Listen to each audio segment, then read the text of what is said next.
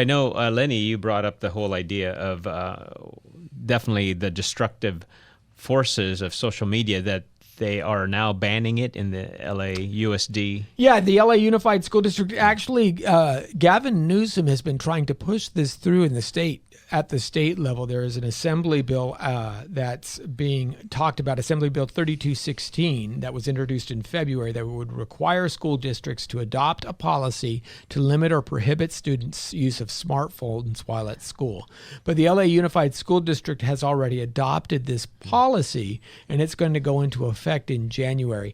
And Nick Melvion, who spearheaded the resolution, says, quote, our students are glued to their cell phones, not unlike adults. They're surreptitiously scrolling in school, in class time, or have their head in their hands walking down the hallways. They're not talking to each other or playing at lunch or recess because they've got AirPods in. And they're shutting themselves off. And I think this is one of the great ironies of social media, is it actually diminishes our social contact. Yeah. Everything has gone through the screens. And what they're finding, the reason why this is such a bad aspect for young people especially, is not because they're cheating on tests.